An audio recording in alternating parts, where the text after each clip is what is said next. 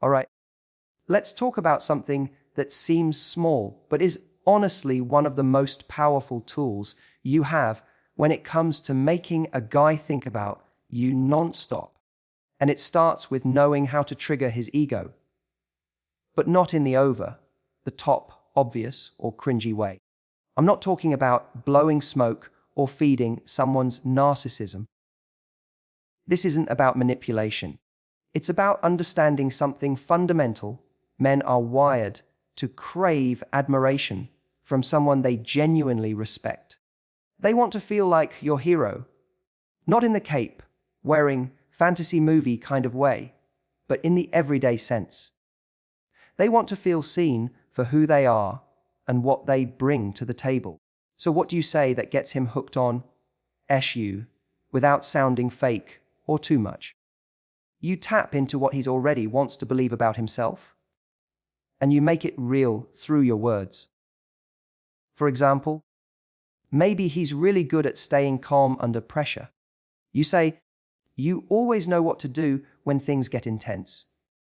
It's honestly kind of impressive. That's it.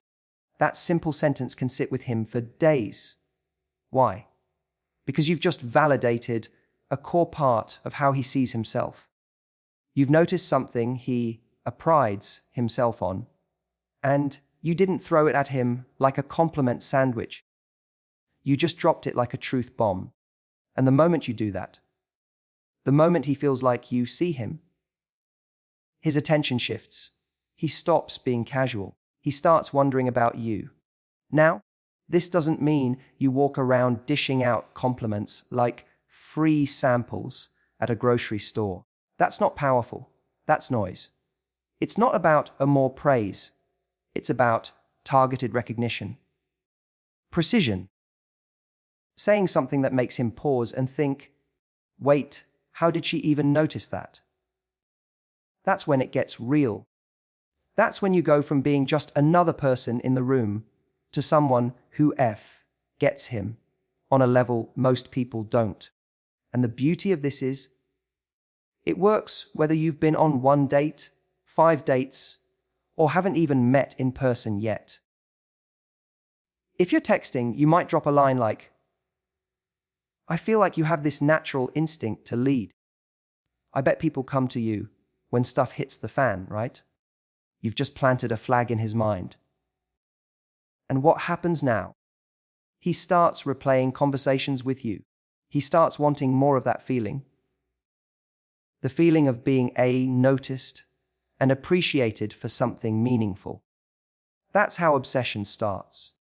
Not with games, not with playing hard to get, but with emotional significance. And you might be thinking, well, isn't that kind of stroking his ego? Yes, but in a smart way. Because you're not boosting ego for the sake of flattery. You're connecting with his identity.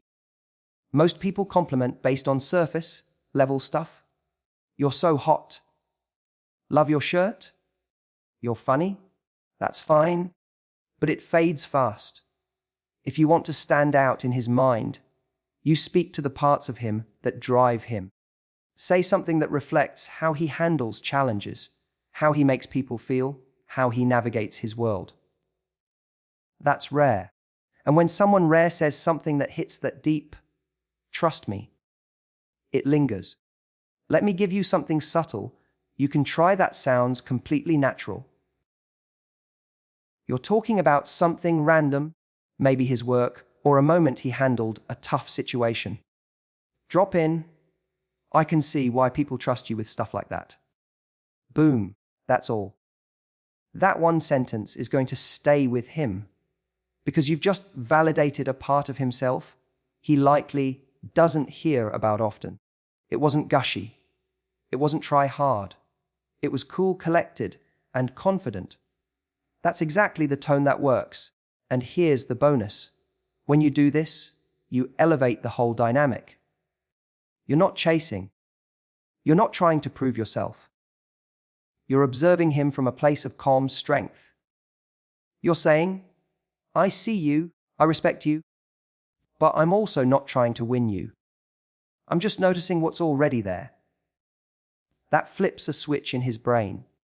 Suddenly, he's not thinking about how to impress you with effort. He's wondering how to keep you interested. Because he knows you're not just handing out this energy to everyone. This is the secret that most people miss.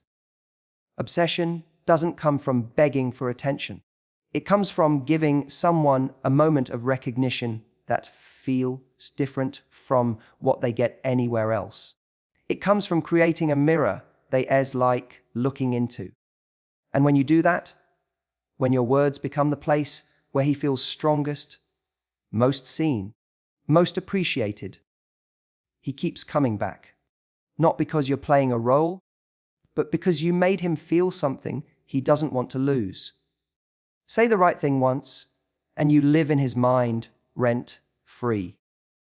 If you want to take things to another level, beyond attraction, beyond connection, and you want to leave that mark on someone where they can't stop thinking about you, then you need to understand the power of planting a mental hook.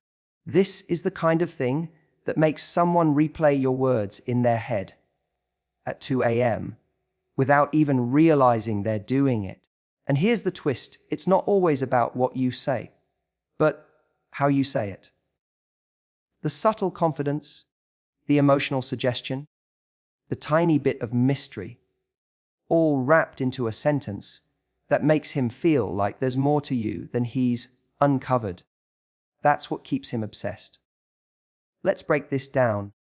When I say mental hook, I don't mean manipulation or trying to game someone into obsessing over you. It's not about tricks.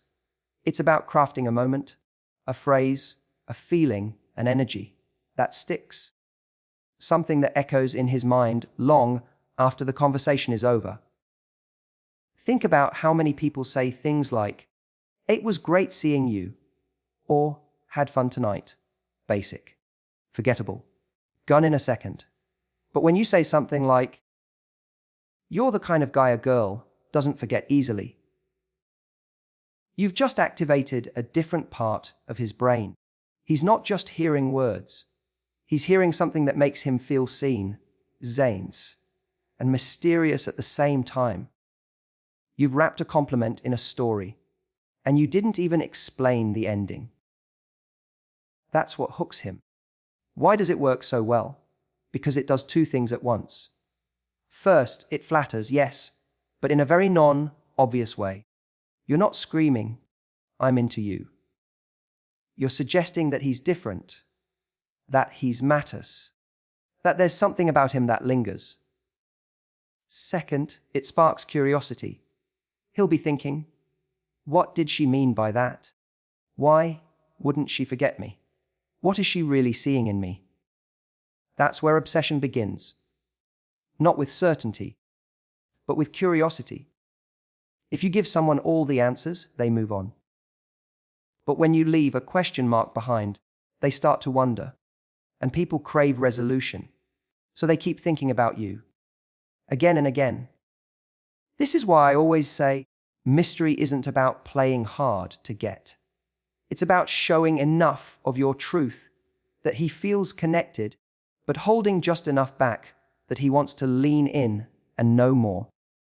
The line, "You're the kind of guy a girl doesn't forget," is powerful because it sounds personal.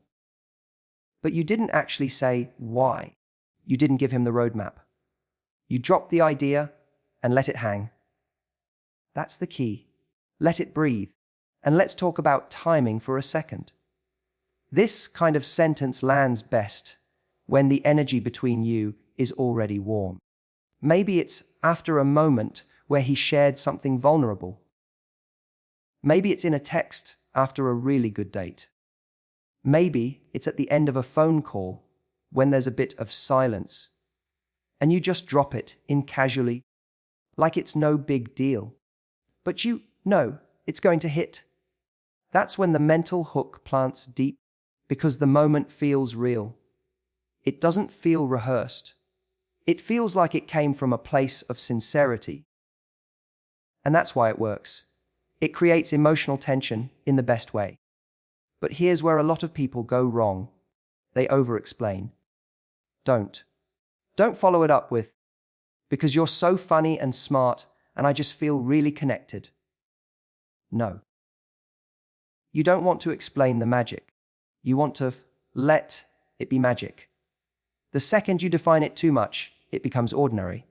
Remember, the goal is to leave a feeling, not deliver a resume. Let the mystery hang in the air. He'll fill in the blanks with whatever he hopes it means. And that's way more powerful than anything you could say directly. You can even combine this with a little emotional distance. Let's say you send a message like, "Your trouble in the best way." That line has just enough flirt, just enough mystery, and just enough edge that he's left replaying it. And then say nothing else. Change the topic. Or log off. Leave him on that note. That's how you plant the hook. You create an emotional moment, and you don't resolve it. That silence afterwards, that space you leave, that's where the obsession lives. Because now, his brain wants to go back, revisit it, analyze it, figure out what just happened. And by the time he's done playing that loop a few times, you're already unforgettable. So next time you're with him, whether it's in person, on the phone, or even in a voice message, say something that suggests he's made a real impact. But don't overdo it. Say it like it's just a passing thought, and then move on. Because when you speak like someone who's already secure in her own magnetism, who doesn't need to chase, who can say something impactful and then disappear. That's the person who stays in someone's mind long after the moment is over. He won't even realize it at first, but later, he'll catch himself thinking about you, and he won't be able to stop.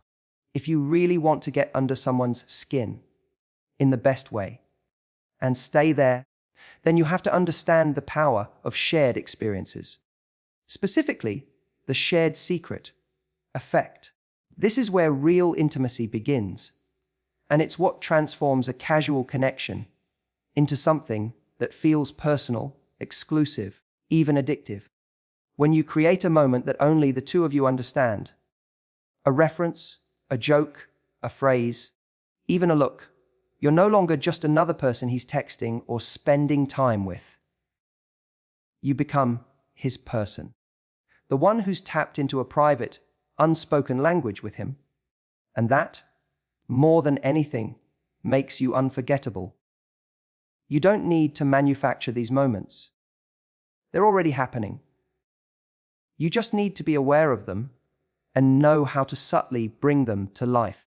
Maybe you shared a weird, hilarious moment together on a date. Maybe he said something random that made you laugh harder than you expected. Or maybe there was just this one thing you both picked up on. Something awkward in the environment, a mutual reaction to something someone said. It doesn't have to be dramatic. In fact, the smaller, the better. Because the more specific and personal it is, the more powerful it becomes. This isn't about grand gestures. This is about creating emotional fingerprints. Tiny impressions that only the two of you recognize. Let's say, for example, you were out with him and the bartender at the place you went to was incredibly awkward, but endearing. You laughed about it in the moment, maybe even gave the bartender a nickname between the two of you. Now, 2 days later, you send him a message that just says, "Still wondering what our friend, Mr. Charisma, is up to tonight." Instantly, boom, he's right back in that moment with you. He's not just smiling at your message, he's ever reliving that memory. That's the trick. You're not texting him to get attention. You're reminding him how good it feels to be around you. You're turning a shared moment into a private universe. And people crave that kind of connection more than they even realize. When you reference an inside joke or callback moment, you're not just making him laugh. You're reinforcing the bond. You're reminding him, "We have something. It's ours." And that's rare. In a world where conversations are shallow and predictable, where everyone's repeating the same recycled flirty lines, you're showing up as someone who's built something with him. And even better, you're showing that you remember, that you were present, that it meant something. And now, without even trying, you're making him want more of those moments, more shared experiences, more time with you. This technique doesn't just build attraction, it builds emotional intimacy. That quiet, subtle kind of closeness that doesn't shout but whispers. And the best part, you don't have to overuse it. In fact, it works best when it's sprinkled in just the right way. Every now and then, a quick line in a voice note. Or you bring it up in conversation like it's just a passing comment. Every time I see someone wear that ridiculous shirt color, I think of you trying to convince me it was fashionable. You've taken a moment, put a flag in it, and now it belongs to you both. And here's what's really interesting: those tiny callbacks, those inside jokes. They trigger something deeper than we realize. They activate memory, sure, but they also create a feeling of continuity. It tells his brain, this isn't random. This is a thing. You're not just a series of one-off moments. You're becoming a story, something that's building. And we, as humans, fall in love with stories far more than we do with facts. That's why movies make us cry. That's why we remember novels we read years ago. It's not about data. It's about emotional threads. And when you create those threads with someone, they tie you together in ways they can't always explain. But they feel it. It's not about trying to be clever or forcing moments that aren't there. It's about paying attention, being present, and then later, echoing those moments back in a way that makes him feel like he's in on something special.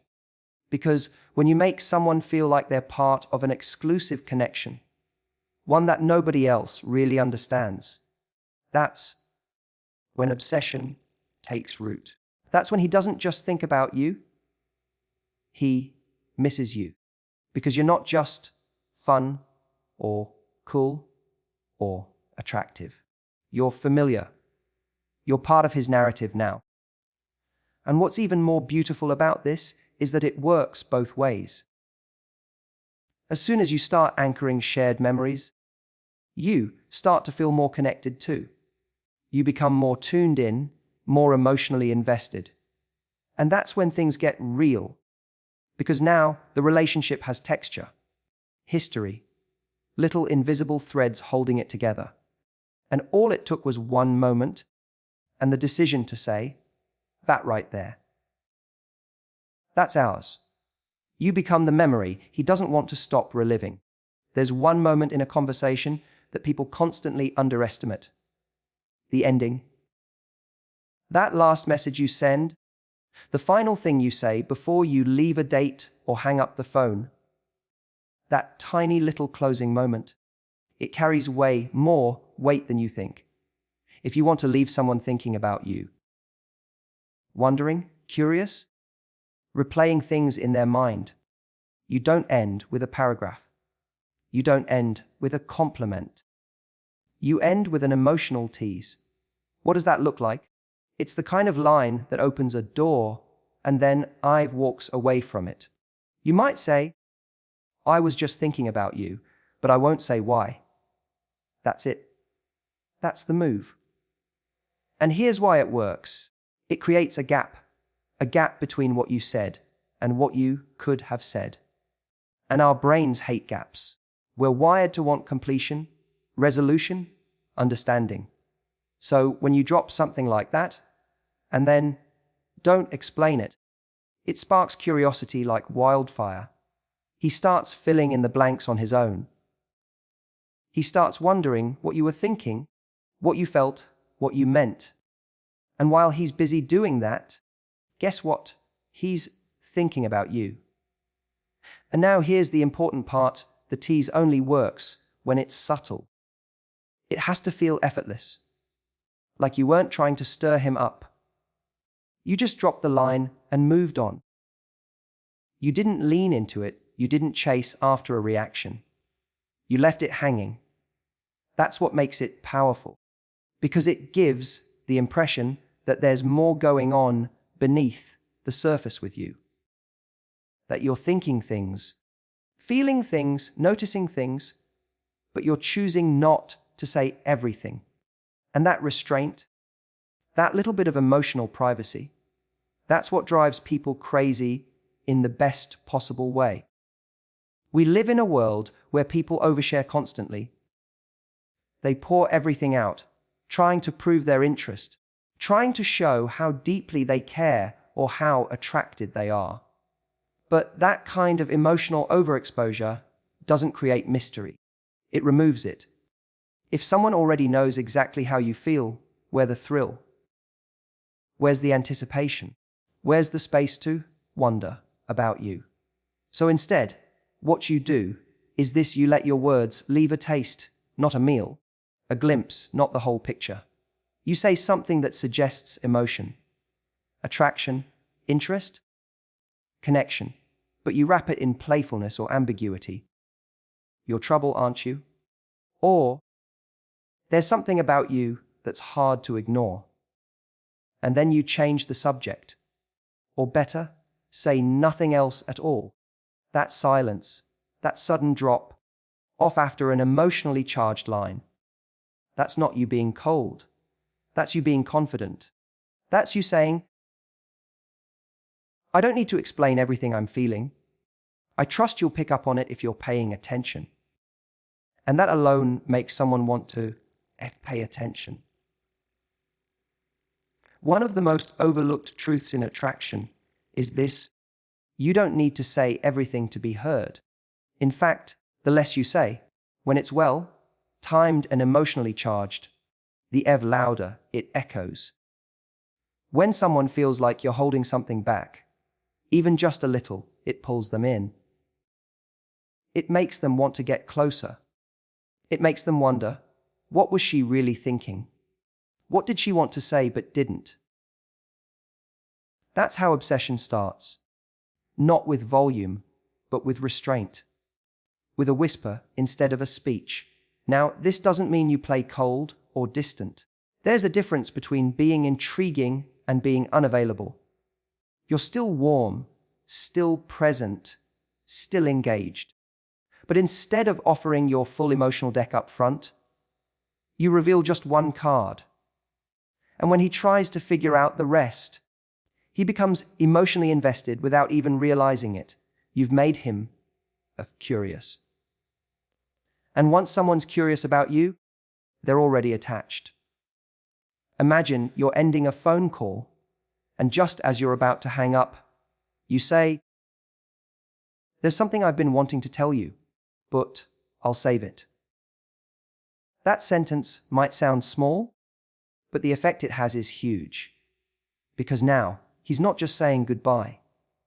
He's wondering what that thing was. He's playing scenarios in his head. Was it flirty? Was it deep? Was it serious?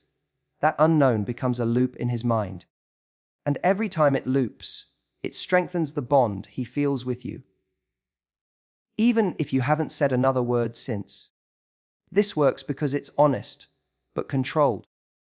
You're not suppressing your feelings. You're simply choosing how and when to express them. You're creating anticipation, not pressure. And that's what makes it irresistible. Because in a world full of people trying too hard to be understood, you stand out by being just a little hard to read. In the most beautiful way, you become the question he keeps coming back to.